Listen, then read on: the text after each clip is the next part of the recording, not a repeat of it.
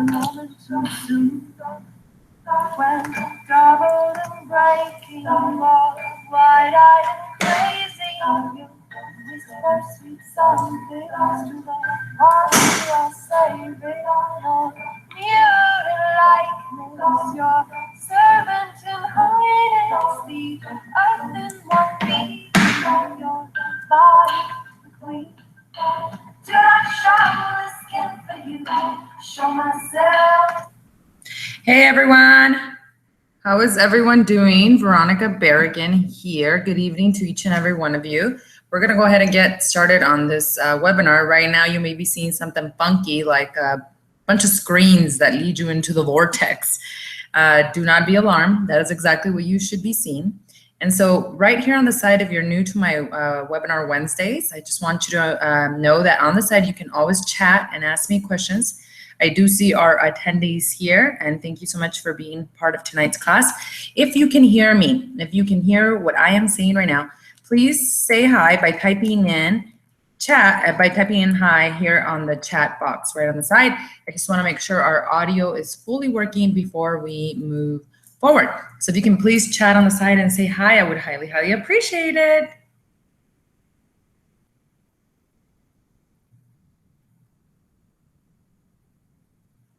Hi, Sandy, how are ya? Thank you so much for typing in chat. Sandy and Greg are just webinar experts now. They are technology geeks officially. Thank you so much for joining my webinar once again, Sandy and Greg. And thank you to the rest of you who are on this webinar as well. If you're having a difficulty finding the chat box or anything like that, I also have my cell phone right next to me. So if you have any questions and you can't figure out this whole chat thing or how to get through it, just go ahead and send me a text message, and then I can also look at my phone if you have any questions. So today, hey Marianne, so glad to have you on here. Thank you for joining us. Thanks for joining us. So today, guys, we have a jam-packed webinar. We are going to be spending the next hour looking at one of the most important documents you'll probably be looking at in your entire business of real estate. And so what we're going to do is go over the entire purchase contract. I'm going to talk to you all about filling it out, not only filling it out, because of course that's kind of like repetitive stuff that you'll get used to the more you do it, but really strategizing on what to put in these fields to get your offer accepted. So I'll be giving you examples on exactly how to word it, what to put in each of the sections so that you can get your offers accepted, especially when we're dealing with like a hot property that has multiple offers. In addition, as long as time permits us, I will get into as many addendums as possible. Our webinar will be over right at 7:30, but I'll end it around 7:20 so that we can have a questions and answers at the end. But again, if you have any questions right now or during while I'm talking, please put them here in the chat box where Sandy and Marianne just went ahead and said hi, and I will get to them and I will answer them as we go. You can ask questions as we go, or you can keep them till the end. And so without further ado, let's go ahead and roll up our sleeves and get started with today's class on the real estate purchase contract. So typically what happens is you've been showing homes to your wonderful buyer, and I wish it was like HGTV shows where you show 3 homes and then they submit one offer and it gets accepted, right? Well, typically, you know, you may be showing more than 3 homes and now they've already decided on one that they're willing to write an offer on. So what do you do? What happens next? Well, the number one thing that we all need to understand is zip forms. Now, there is a class that you can take on this, but to me, it's pretty elementary. It's very just fillable spaces, and I'm going to show you how to use that today. Because zip forms, which is this little document right here, what it does is actually it has all of our real estate documents that were created by the Arizona Association of Realtors and the National Association of Realtors for us realtors who have a license and also who participate with the broker who participates in the MLS. They have access to these forms to use for all of our transactions. So anytime you're doing a listing or a buyer transaction, this is where you're going to actually pull most of your documents. Particularly with Berkshire Hathaway, we do have our own specific 3 to 4 documents that you'll use for every file. And I do have an Excel sheet that entails all of those details, as well as you have to really go to SkySlope and use that as a resource, guys, because SkySlope is where as brokers, look at all your documents and make sure you have initials and make sure that you're turning them in on time. And SkySlope also offers a great checklist that goes through exactly what you need for each of the for each of the transactions that you're working on. Next week, next Wednesday at 6:30, I'm actually going to be doing a class on the listing agreement, but then I'm also going to show you how to actually import and plug in all this data and information in your documents into SkySlope. So I'll do that next week. So today we're going to focus only on the real estate purchase contract.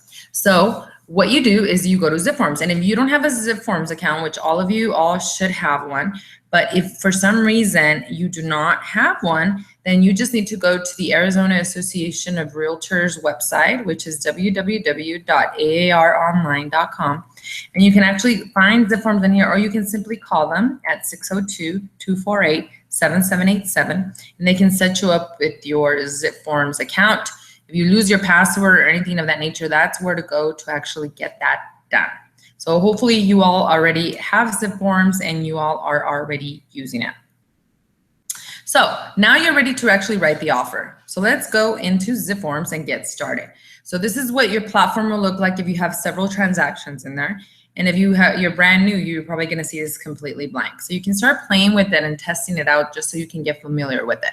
But my first call to action here would be to start with a brand new transaction, because my buyer is ready to submit an offer, which is pretty exciting, right?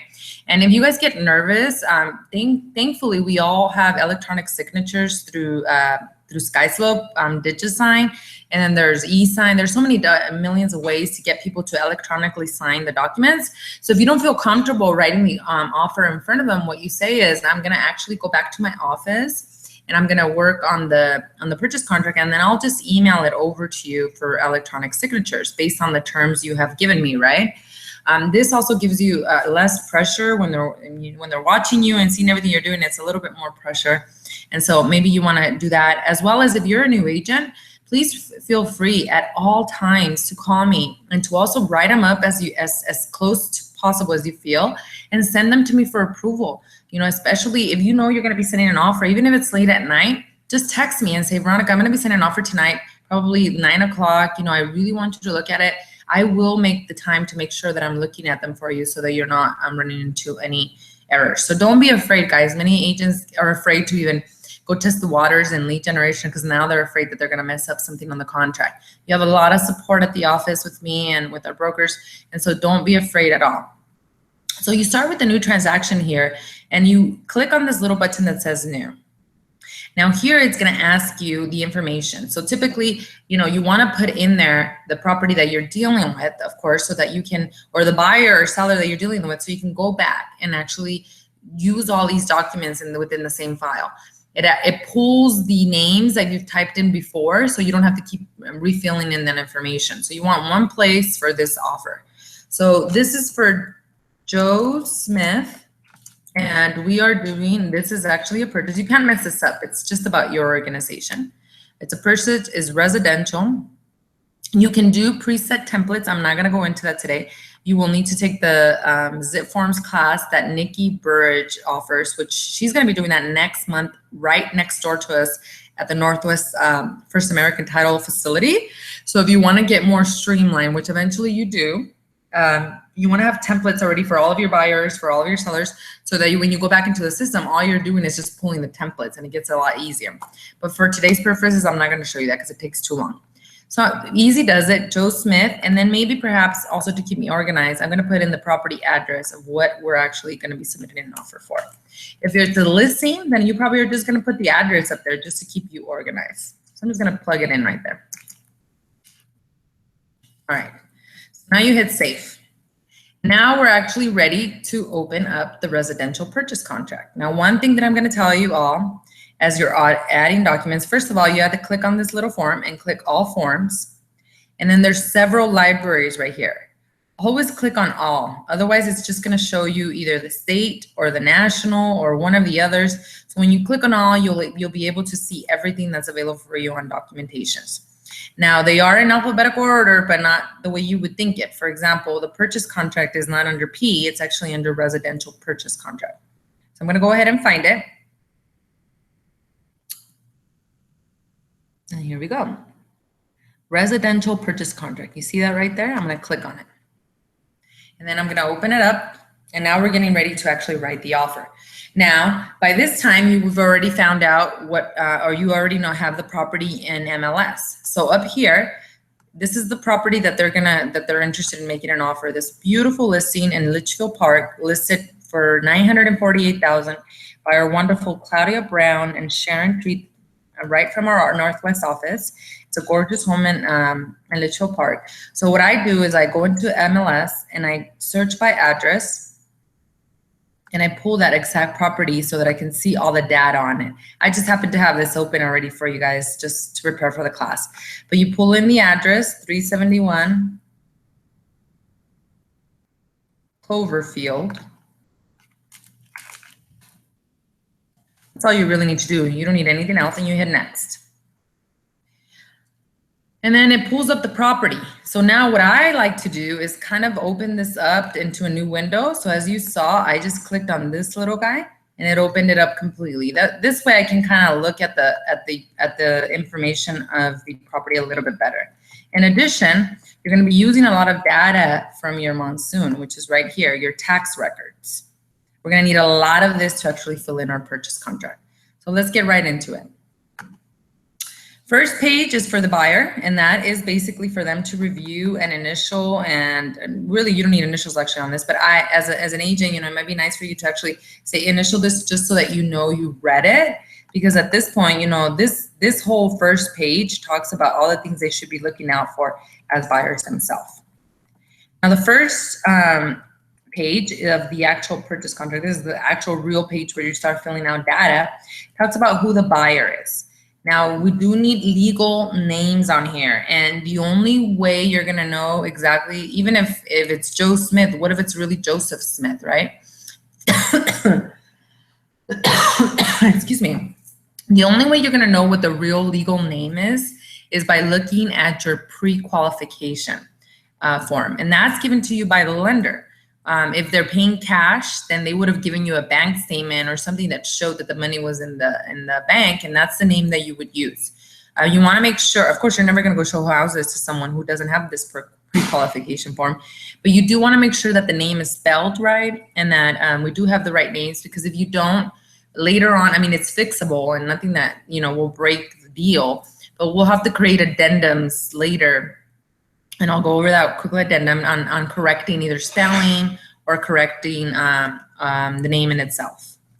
Now, seller, this is very interesting because typically the easiest way to figure out who the seller is when you go to the MLS, this is the report, right?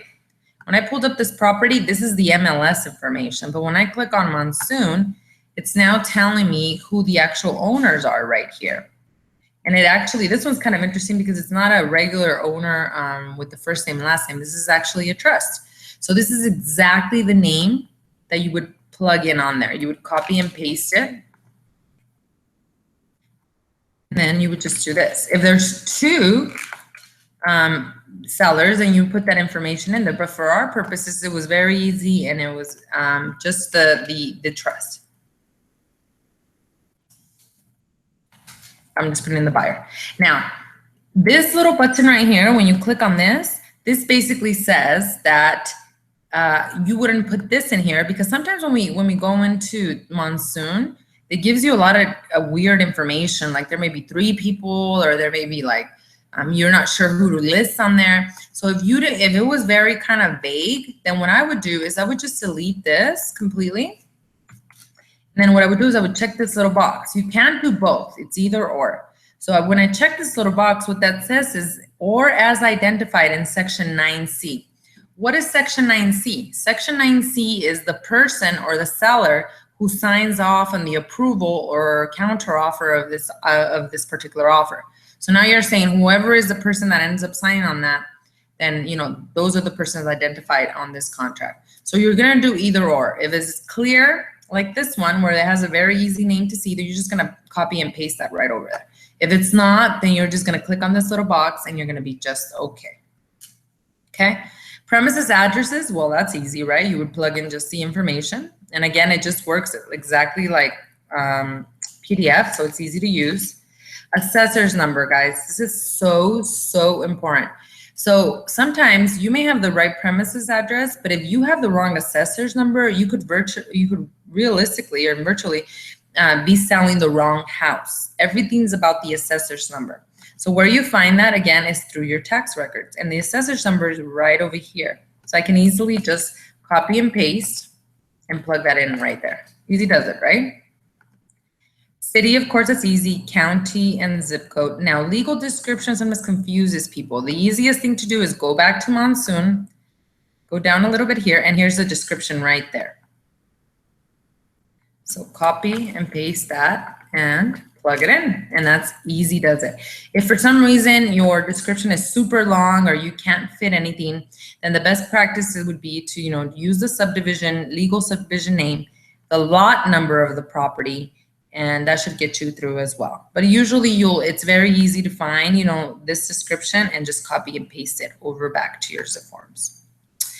Full purchase price. Now we're gonna do some math. Okay, before I keep going on this, any questions at all on what I just talked about? Really quick, I'm gonna give you 2 seconds. Hi, Cindy, thanks for joining, Cindy. I just saw you plug in.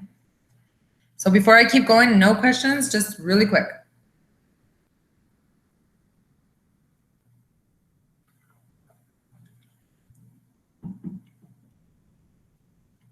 I think we're good. All right, let's keep going. Okay, full purchase price. Now this is where it's gonna get real tricky. By the way, guys, I have sample contracts for FHA buyers, VA buyers, for cash, for different types of transactions to help you kind of go back and remember all this. And of course, there's going to be a replay of this so you can go back. So full purchase price. Now, for the property we chose, this is a $948,000 home. Is this home going to qualify for FHA? No, absolutely not. So this is not going to be an FHA buyer.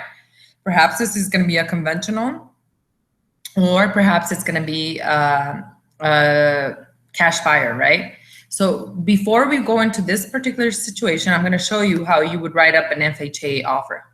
So let's say the property was listed at $300,000, which is under the FHA limits. FHA has a limit as far as purchase price goes.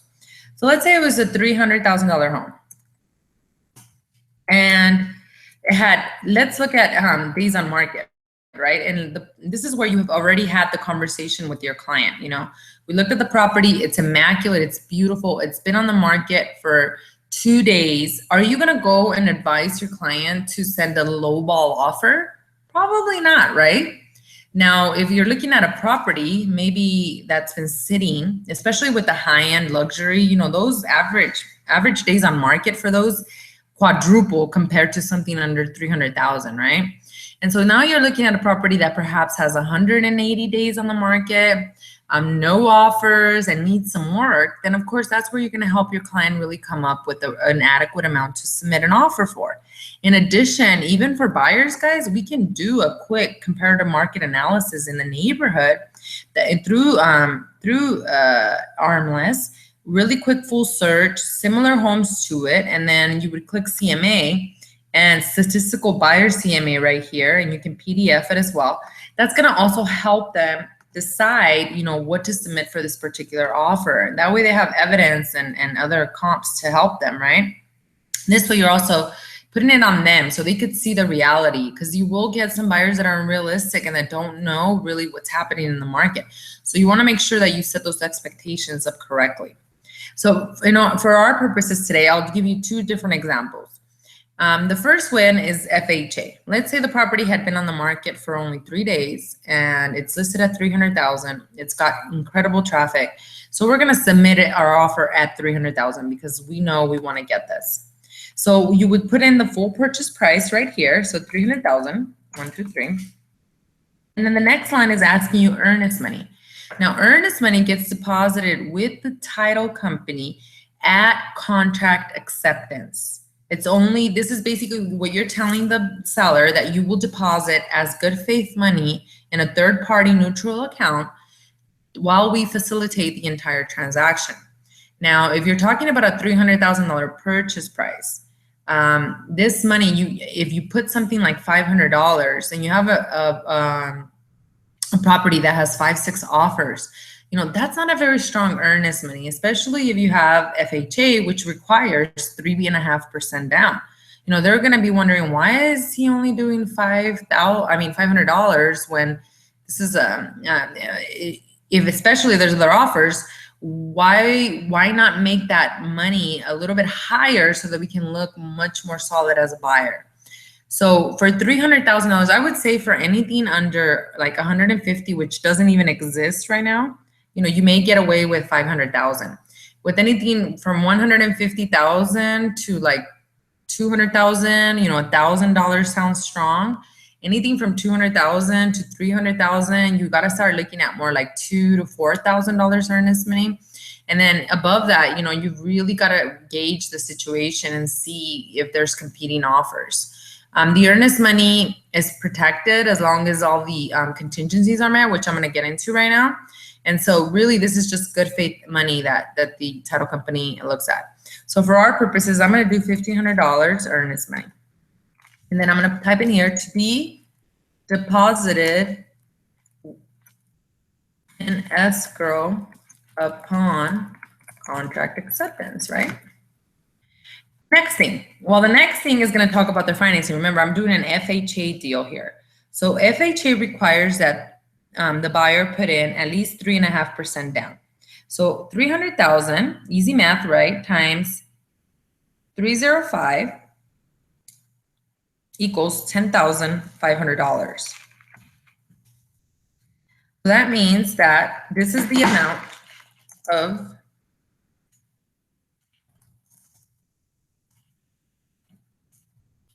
down payment. And so now what we're going to do is do easy math. 300,000 minus the down payment. Oops. 300,000 minus the down payment equals $289,500. Evidence, you could do evidence of new FHA financing or amount to be financed by new FHA loan. And it's really just about the math. What we're telling them now here,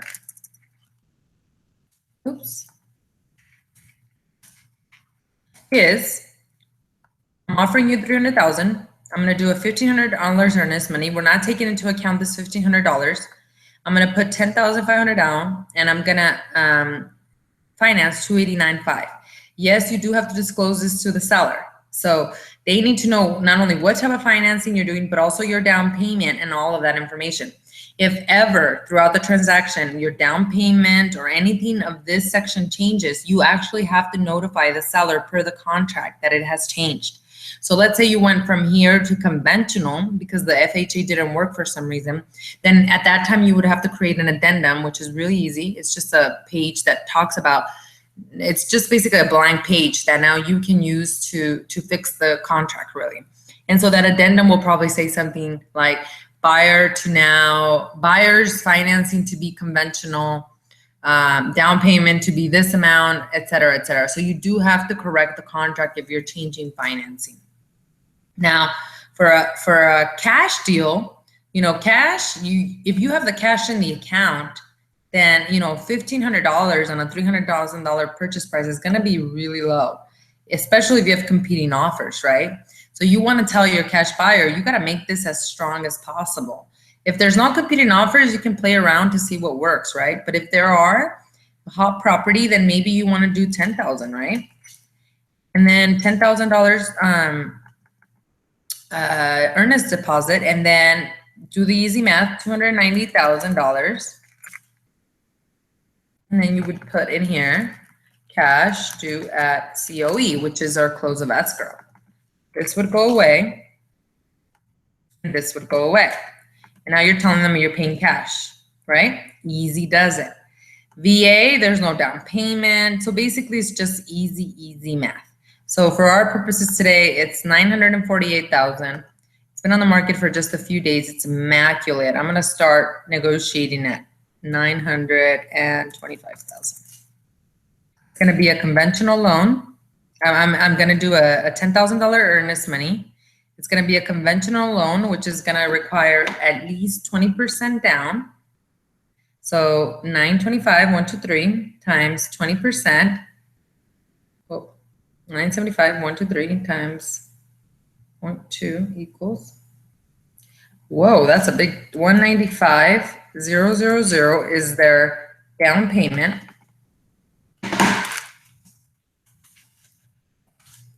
Now let's figure out what their financing amount is. So it would be 925 is what we're offering minus 195,123 equals 730,000. 730,000.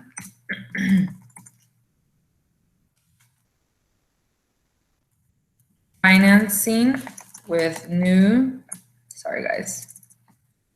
Financing with new conventional loan. So now that looks a lot different than your FHA. 925, $10,000 earnest money. I'm going to put 195,000 down, and then I'm going to finance 730,000 with a conventional loan. So the only one that really adds an extra line item is going to be perhaps your FHA. If you're doing, there's also circumstances where you're doing down payment assistance where you have to dictate that amount in here as well. So it's very specific to the actual loan. Okay, so hopefully that made sense. It's math. It's really just getting to the nitty-gritty of how much you're offering. Earnest money, the bigger it is, the stronger your offer looks because you have a serious buyer. The smaller it is, the shakier your offer is. So you want to be strategic when you're posting that amount, okay? Next thing that's going to get your offers also accepted a lot quicker than other people. Close of escrow. They want to know exactly when you're going to close escrow. Right now with TRID, guys, and everything that's happening with the CFPB and all these things coming down the pipeline with a lot of protection on the consumer side, you know, it used to be we used to close FHA deals and conventional deals and all of that within 20 days. It was just very easy. And now because things have changed, what you have to do before you actually plug this date in is talk to your client, the buyer, and also talk to the lender and see how quickly they can actually get this done. You know, most of us, what we'll do is we'll plug in here a 30 to 45 day close of escrow. 45 days, you're very safe. There's no reason why a good lender cannot close their deal in 45 days. If you're doing 30 days, that means you have a really awesome lender. And I still know a lot of lenders that can do FHA in 20 days. So it's totally possible. But what you're doing here is if you do have a hot property, then what you want to do is use the smallest amount of time, right? So you can actually get the seller closed as quickly as possible, especially for like vacant homes. You know, those investors are just eating up that overhead cost every single month. And so if it's a property that's hot, you want to call your lender or you want to check with your buyer and say, look, in order for us to really get this in, I called the lender. They said they can close in 23 days. You know, this is what we're going to plug in there so we can get our offer accepted. But in a typical escrow, guys, you're going to be doing probably 45 days is the safest, just in case, you know, about 35 to 45 days. And so you're going to plug in that information here. So today's the 21st, so I probably just go into October. And the 21st falls on a Friday. That's too close and dead on. I would not try to do anything on a Friday or on a Monday. Also would not try to do anything on month end because title companies are insane. So I'm going to choose the 25th of October for our purposes today. Okay, and the next section, this section is possession. You don't really worry about this unless you're doing pre or post possession, which we at Berkshire Hathaway do not promote. And so you don't have to worry about that section. And most of your contracts, you will never have to worry about it.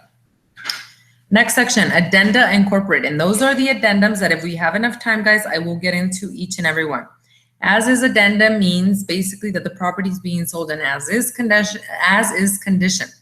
Does this mean that the buyer now can no longer ask for repairs or ask for things to be fixed? Absolutely not, guys. Absolutely not. I mean, they still can come and ask. It's just kind of giving them that forewarning that the seller's pretty adamant that things are not going to get done. Or maybe it's a hot property and they make you sign that so that you can basically get the offer accepted. But it doesn't mean anything as far as inspections. You can still ask for warranted items to be fixed. You can still ask for, inspection findings to be fixed. So it doesn't really kill the ability for the buyer to go back and ask for things. So don't be alarmed if you see something like that. Additional clause addendum, we don't use that a lot. You're going to see buyer contingency when we actually deal with with the buyer who is also a seller on the other side of the transaction, which means that they're trying to sell and close on another house before they close on yours. And so they have to disclose that to you. With the buyer contingency, you have two things that you'll see.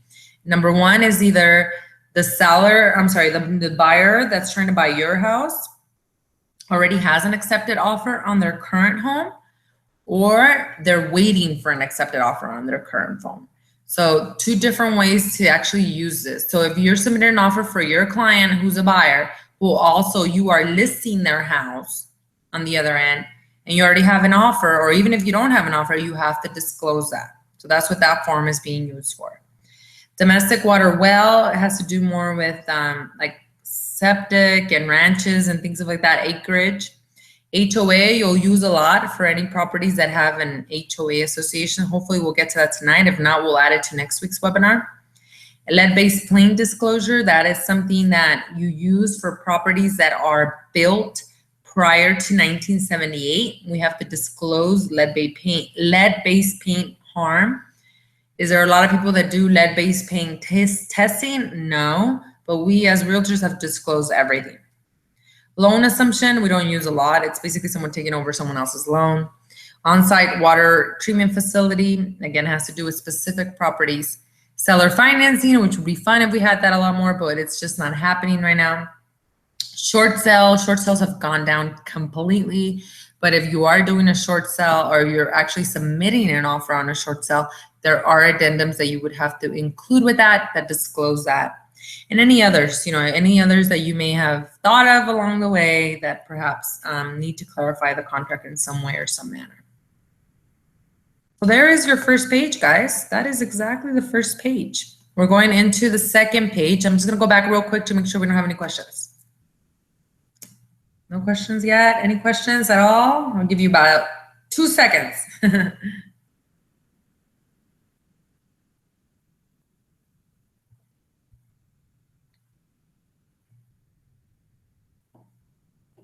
All right, we're good. All right, let's get to the second page.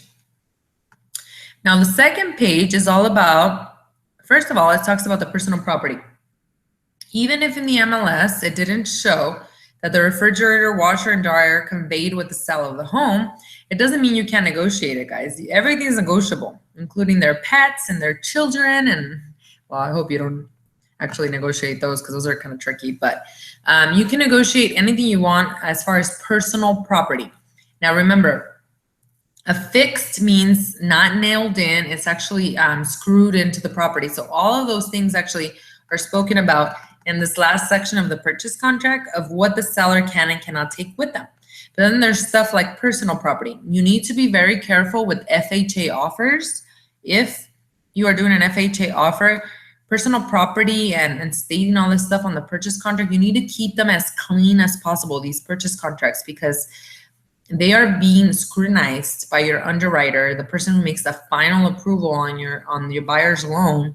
And if you do have a lot of personal property on here, they may ask for affidavit of values, they may ask for a breakdown of those things, because again, we're under a huge scrutiny because of what happened with the economic meltdown back in 08, 07. And so you want to be very careful as to what you put in here. But if the refrigerator wasn't listed and they wanted it, make sure you're clicking it. And if it was listed, make sure you're clicking it. Otherwise, if you're not checking these boxes, even though in the MLS, which is right in here, in this section, if they said what was conveying with the property, but you did not click those boxes, then you're not asking for them. Then that was an error on your side and they're not conveying any longer. And there's no going back. So you got to have these conversations with the buyer right up front and make sure you're checking the right ones. Other stuff that may be included in here may be like a swing set. It may be a mounted TV. Different things that actually entail, what's going to stay with the home. The second section is all about financing. If you're doing a cash deal, then you're just going to move on and literally not deal with this section. But if you're dealing with FHA conventional or any type of financing, you will need to fill this form out. Hard money lenders. Hard money lenders, we're getting that a lot right now. Hard money lenders are actually considered like cash unless they tell you otherwise, unless they're running a conventional program. But typically it's just treated as cash or conventional. And you will have to talk to the lender on specifics on that to make sure that you're inputting them correctly in the purchase contract. So for our purposes, we were doing a conventional loan, so I would click here. Or if you're doing FHA or VA, whatever it is you're doing. And then loan costs, loan costs are all paid for on their side. But here's the most important part right here. This just actually came about in the last few years. Seller concessions. Does the buyer need seller closing cost assistance? Well, with the offer with the house like this at $980,000, I highly doubt it, right? They're either paying cash and you want to keep the offer as clean as possible. But if you're dealing with an FHA buyer, it's very, very common, even with conventional. They want to use their money for a down payment to remove PMI, private mortgage insurance. So maybe that's why they're going through that route, and maybe they don't have any more money. So typically, the easiest thing for me to tell you is that 3% of the purchase price will cover your buyer's closing costs. That should be more than enough. If it's more than that, you are probably using a predatory lender who somehow, it's very difficult right now to find predatory lenders, by the way, because the CFPB looks at everything. And not only that, with the new TRID guidelines, things cannot be changed or modified. Charges and expense or charges to the buyer cannot be, increased. Once they sign off on something, that's what it is, and it can't change. So 3% is usually what's going to cover you and more. Now, if you have a hot property, you want to call your lender and you want to have the conversation with them and say, look, here is the property information. Here are the taxes, because they want to know how much taxes are being paid on this property. That helps them actually calculate closing costs, because closing costs have to do with a few things. It has to do with the bank charges, with the title company charges, but also the prepaids, in advance for taxes and the HOA association, all those different things. So they're going to look at the whole picture, and then you can call them and say, hey, how much is it going to cost, realistically for closing costs? You'd be shocked. It may not be the full 3%. Perhaps instead of 3%, it's only like, this is a $948,000 home. 3%, we're talking about $21,000 in closing costs. And it's a hot property. Everybody wants to buy it. So maybe I should just call them and see what it's really about. And the lender can tell you sometimes, oh, it's only going to be $14,000. And instead of putting 3%, I'm going to go ahead and plug in $14,000. Because if I would have put 3% in here and someone else came in with a better offer asking less closing costs, I would have lost out on that. So don't always put a percentage. If it's a property that's been sitting forever, different situation, just put 3% and you're done and you should be okay. If it's not, then you need to get on the phone with the lender right away. So this is the most important little place right here. If your buyer needs seller closing cost assistance, this gets taken care of at the title company. VA loan costs, we all know that sellers are mandated to pay certain VA loan costs. If you want additional money to be paid for, then you would plug in the amount here or the percentage, whatever you want to do. Again, you're only going to know, every lender is different, by the way. I wish there was like one book that showed, this is how much it is and this is how much it's going to cost. So pick up the phone before you're writing this offer and talk to your lender and find out exactly what that looks like. Okay, so moving right along. Appraisal fees. I can tell you that appraisal fees are always and usually paid by the buyer. Unless you have a very desperate seller that's been on the market for, a year, they're not going to fork up the money up front for an appraisal, not knowing if it's actually going to close. So what this section is asking you is appraisal fees, who's going to pay them? The buyer or the seller? So typically you're going to click on the buyer, and then appraisal fees are or are not included in seller concessions if applicable. So typically they're not. You're going to click on are not because closing costs will deal with section 2, which we just went over here and included 3% or the amount you needed.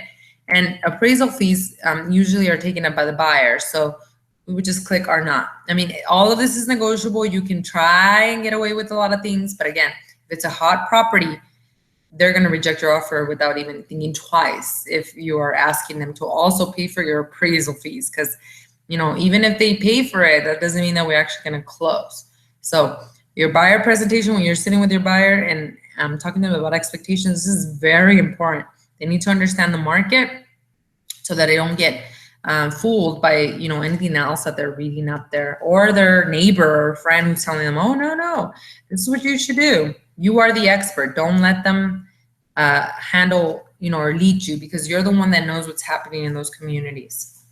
Next section talks about title and escrow. The buyer has a choice to actually pick the title and escrow.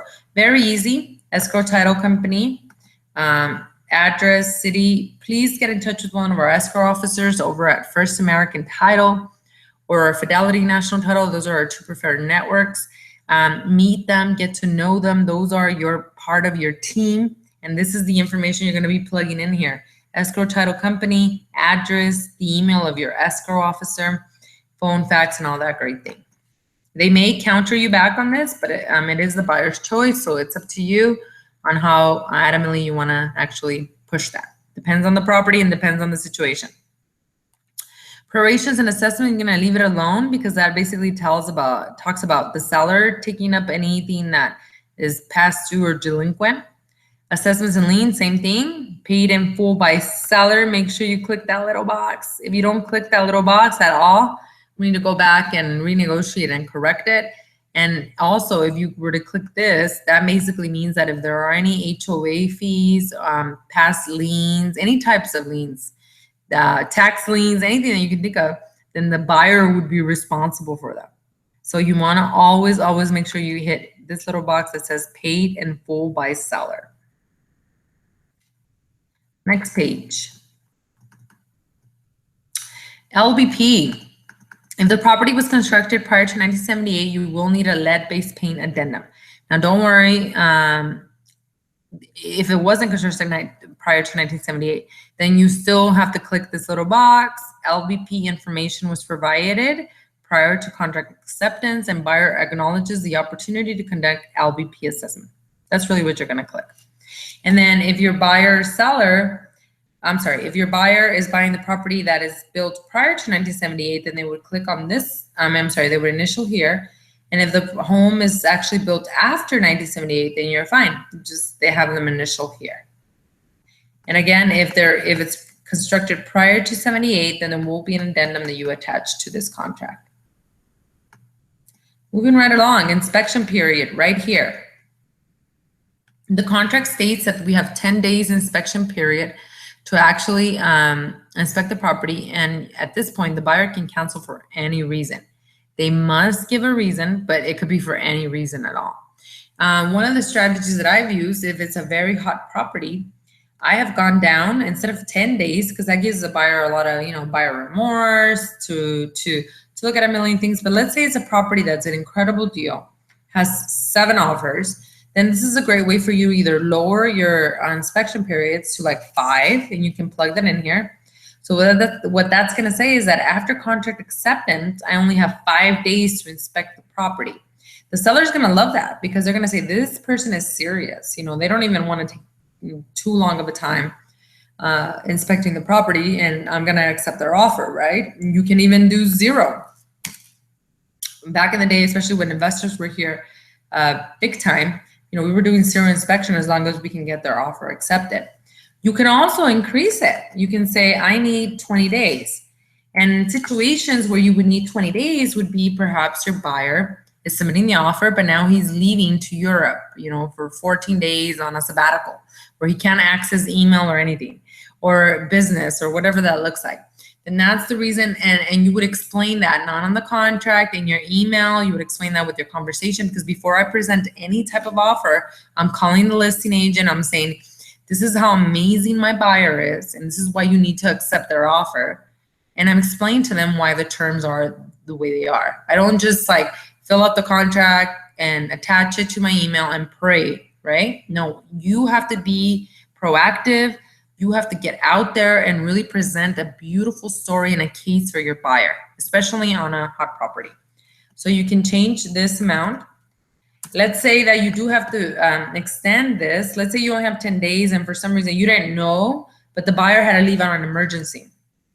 Then that's easily negotiable. You know, if it does get accepted, you would call the listing agent and say, look, we have an emergency and my buyer's not going to be able to do the inspection until X day.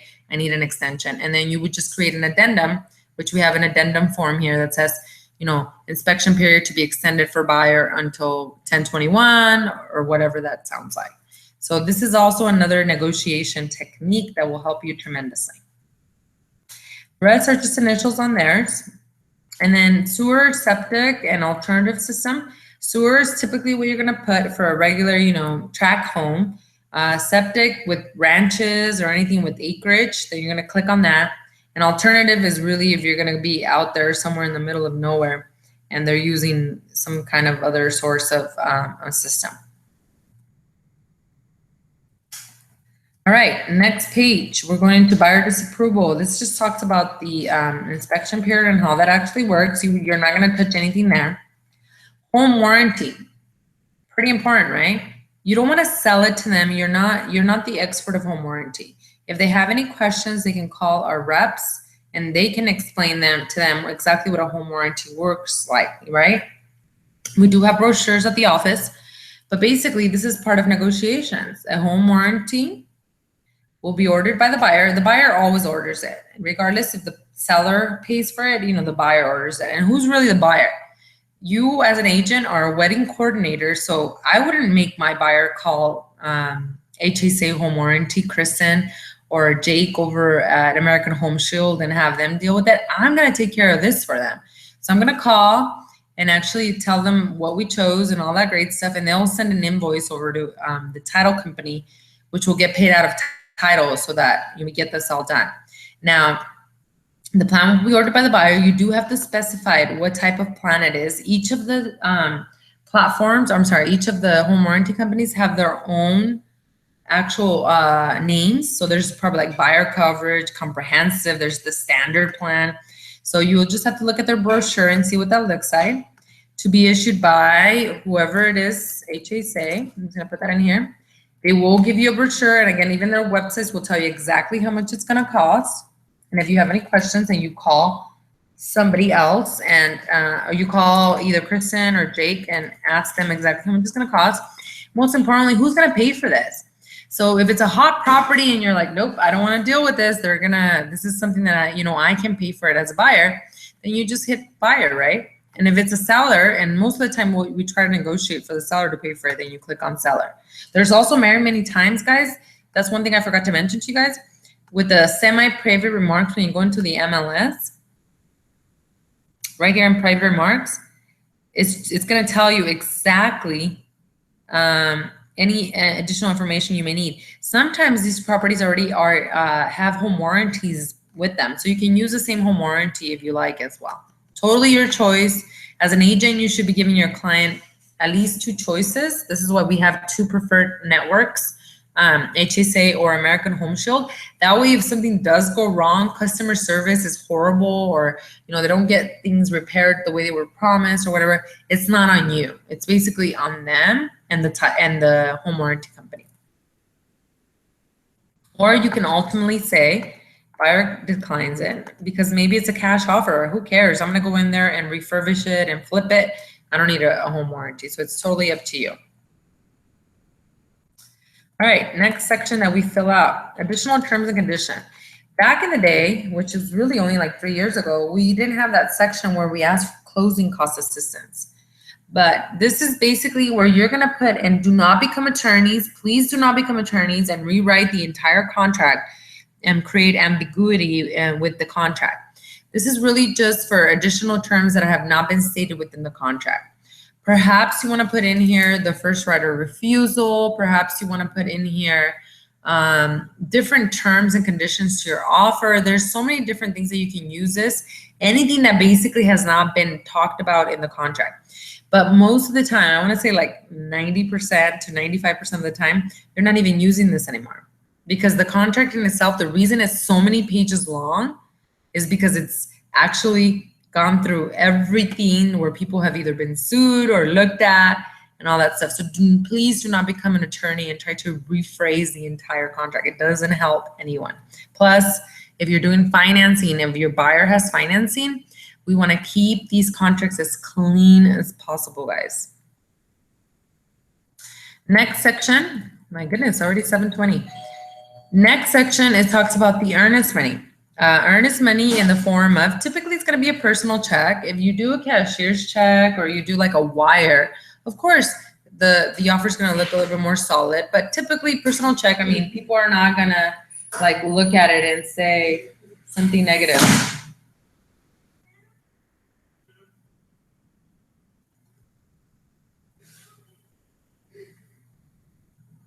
Give me 1 second, guys. 1 second.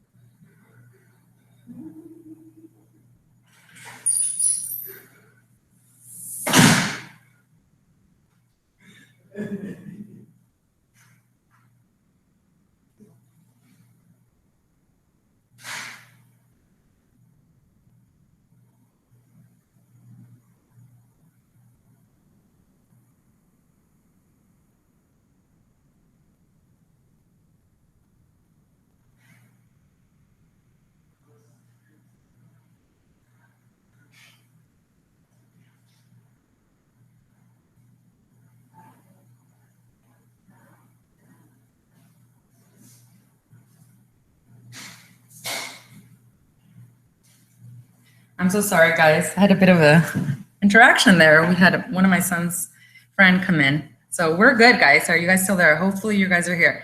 We're almost getting to the end, I promise you. Anyhow, thank you guys for being patient. We are getting back on it. So personal check, or you can do a wire, you can do a million different things and it'll be okay. And then the next section is going to talks about the terms of acceptance. So how much time are you going to be able to give the seller to actually respond to your offer? Typically, we want to do 24 hours, right? That should give them more than enough time. Also, as a buyer, you want to really capture them or get the sellers to respond within 24 hours so that you don't have the opportunity for other offers to come in. Now, there may be special circumstances, again, even on the seller side, which will tell you, you know, I need 2 days, I need 3 days. So follow the instructions on the MLS. So you're going to put in there. If they don't respond to you by that time, it doesn't necessarily mean that the deal is dead. What it'll mean is basically that if it does die out and they don't respond by that time, then you can just create an addendum that says, you know, acceptance to be extended to XYZ at this time. So don't be alarmed if for some reason we don't get that done. But if they don't respond within the time period that we put in here, we do need to clarify it with a really quick addendum, just stating that in itself. And then the next section, guys, is just your information. You know, salesperson, who are you, right? Agent MLS code, you should know that because that's what you log in into the system. State license, all of this information is found in the MLS, and it's found right here also. When you find out the one, if you have any listings, you can just find it right there as well. So pretty easy stuff to fill out on the end. And then agency confirmation, you represent the buyer or the seller, or both the buyer and the seller. You have to disclose this, and if you do have representation for both, then it is going to be buyer and seller. And then you're going to need an additional form that's called dual agency to make sure that you're disclosing that. And then you get the seller to actually sign it and all that great stuff. Now the seller acceptance on section 9, that's going to talk about just who the seller is. They can fill that out themselves, or you can fill it out for them as well, as far as the broker side goes. But you can send it without this being filled out, and then the listing agent is going to fill out this form. When you send this offer, and I'm not going to get into addendums, I'm going to put that in next webinar because it looks like we've run out of time. But what we'll do with the next class is I'll add all of the addendum. But typically, if your offer is accepted, you'll get it back, and all of the seller will have initialed in every single one of the pages on the bottom. See how there's buyer and seller? So if they've accepted, it will be initialed and you'll get it back. If there's a counter offer attached, then they would have clicked this little box right here. You get it back. And then of course there's going to be a counter offer attached to that. So this is the purchase contract. I take a lot of extra time to actually explain how to get offers accepted. We could have gone through this a lot quicker, just what you type in and all that stuff. But I really want you guys to understand that the way you write the offer is very, very important. Just as important as plugging in the right data in there. So do we have any questions right now? Anything at all that you want to share with me? Do you need to type none in 8A? That is a great question, Marianne. Let's go back to 8A.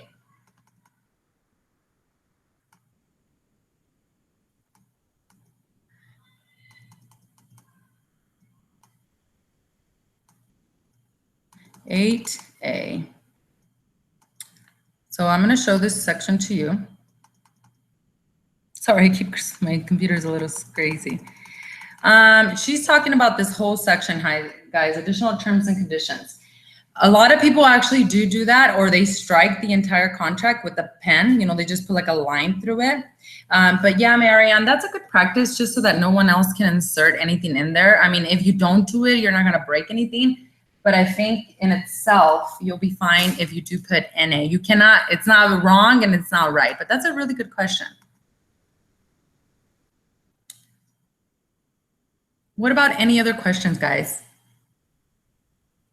I think the biggest thing is don't try to rewrite it. Don't try to add a lot of different things. Keep it simple, keep it easy, keep it clean, and just, you know, really present before you even present the offer, because it's just writing in numbers. Make the human connection. Call the seller's agent. Connect with them and tell them a compelling story about your client and why their offer needs to be accepted. Also, if it's a property that's been on the market for a very long time, you know, tell them about the comps, tell them about the competition, tell them about what's happening around the market so that they understand why they need to accept your offer. And above all, I wouldn't say before anything, is you as an agent need to set up realistic expectations with your buyer so that they're not wasting their time and they're not wasting your time.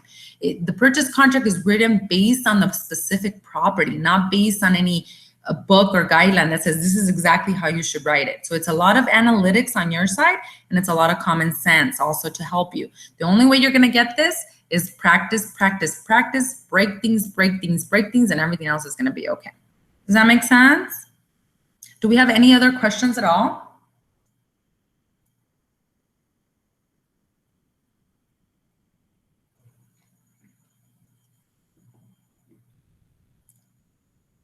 I think we don't have any more questions.